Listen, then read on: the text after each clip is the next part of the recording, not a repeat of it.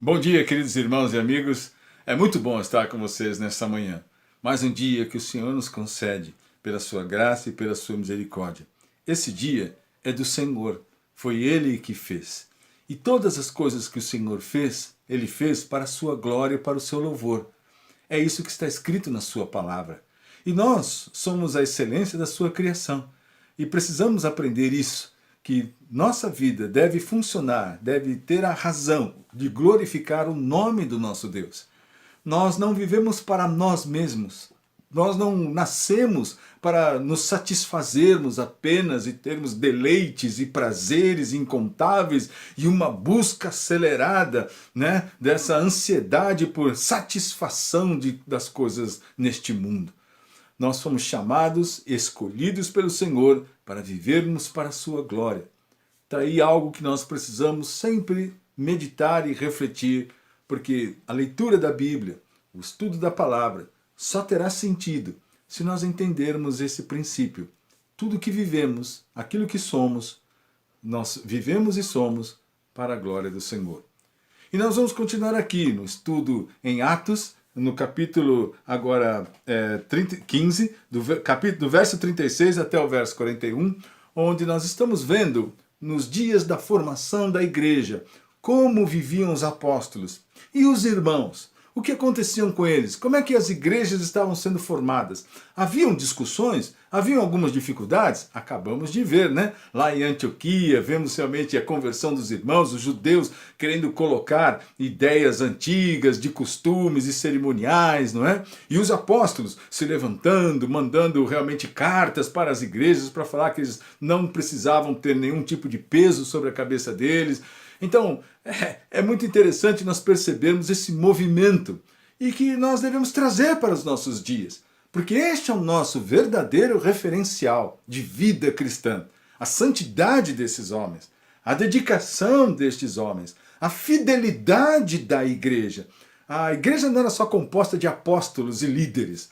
A igreja é um corpo de pessoas que era orientada realmente por um líder. Então, eles estavam em todos os lugares. E as igrejas, as pessoas estavam se convertendo. Elas precisavam de orientação. Elas precisavam de direção. Elas precisavam realmente ajustar valores. Elas precisavam realmente ajustar prioridades. Elas precisavam entender o valor da fé. Elas precisavam entender realmente o que significa a vida cristã. Então, tudo isso precisava ser ensinado. E os apóstolos, então, estavam fazendo discípulos, pessoas capacitadas, homens notáveis, como nós vimos Judas e Silas, para estarem levando a mensagem do Evangelho.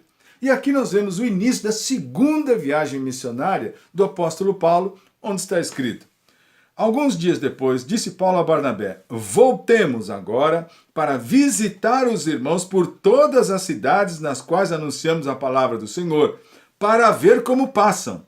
E Barnabé queria levar também a João, chamado Marcos.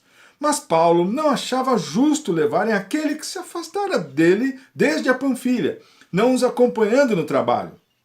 Houve entre eles tal desavença que vieram a separar-se. Então Barnabé, levando consigo a Marcos, navegou para Chipre.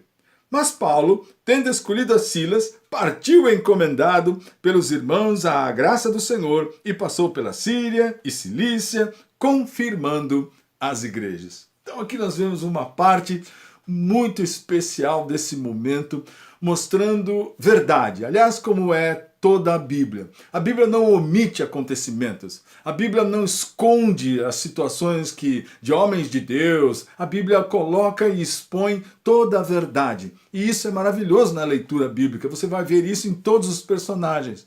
Mas nós vemos aqui um momento interessante, porque a segunda viagem de Paulo foi caracterizada por uma volta. Ele ia retornar às cidades onde ele passou e fundou as igrejas por esta frase aqui: para visitar os irmãos de todas as cidades nas quais anunciamos a palavra do Senhor, para ver como estão passando. Ou seja, Paulo se sentia responsável pelo amadurecimento, pelo fortalecimento na fé das igrejas que ele formou.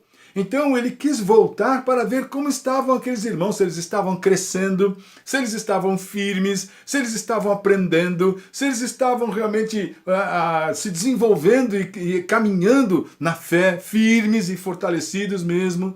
Então ele quis voltar juntamente com Barnabé. Mas o Barnabé queria levar João Marcos, né? Que, não sei se você lembra, né? Na primeira viagem missionária, ele saiu junto com Barnabé e Paulo, só que depois ele pegou e voltou. Ele mesmo desistiu da viagem e foi embora. E Paulo, então, neste momento aqui, pegou e falou, não, eu não quero viajar com Marcos, porque ele já nos abandonou, vai ver que ele vai abandonar a gente de novo. Não, eu não vou com Marcos, não. E o Barnabé e o Paulo, eles discutiram sobre isso, porque o Barnabé queria levar o Marcos e o Paulo não queria. Então aquilo ficou uma situação esquisita, de forma que Barnabé então se separou de Paulo e foi para outro lado, não é? Levando o Marcos. E Paulo escolheu Silas e foi para uma outra parte, né? Pregar o evangelho e voltar àquelas cidades que ele disse. Então é muito interessante aqui que até mesmo diante dessa situação, Deus estava fortalecendo ainda mais as igrejas e alcançando mais cidades ainda, você me entende? É impressionante como todas as coisas Deus usa de uma forma para glorificar o seu nome. E o que aconteceu aqui, é importante salientar também, que não houve exatamente uma cisão, como se fosse assim, agora eu sou seu inimigo, você é meu inimigo. Não houve isso. Houve sim um desagrado, uma discordância, mas obviamente então Paulo decidiu seguir por outro caminho, assim como Barnabé também, mas o teor, o conteúdo, a essência deles era o evangelho de Cristo, obviamente. Então o que acontece? Paulo foi para a Síria, para a Cilícia, confirmando as igrejas. É isso que nós vemos aqui realmente, essa preocupação e essa dedicação dos homens de Deus daquela época. Veja, qual era a tônica, qual era a preocupação? Se os irmãos estavam crescendo, crescendo como? Crescendo na fé. Se eles estavam sendo mais preparados, mais fortalecidos, se eles estavam mais firmes, preparados diante das dificuldades. Não era exatamente, vamos ver se os irmãos agora estão prósperos, se eles estão bem, se eles estão felizes, se eles estão dando gargalhadas, se agora eles estão se divertindo, se agora eles estão curtindo a vida. Não era isso. A tônica e o desejo do apóstolo Paulo é que se as igrejas estão passando bem, se eles estão crescendo na fé. Então é isso que é importante nós estarmos entendendo nos dias de hoje, porque as doutrinas, o ensino enfraqueceu muito. As igrejas têm pouco ensino, elas não se preocupam em ensinar o que está escrito para o cumprimento da palavra. Fica parecendo que a Bíblia tem uma importância, mas não é o mais importante. A Bíblia ela vai te ensinar, mas tudo bem, o que você pensa também é o certo. Um cristão só pode aprender a ter um bom pensamento e bons valores se ele entender o que está escrito na palavra do Senhor. Então eu desejo que você medite nisso e que você realmente fique firme e fortalecido na fé.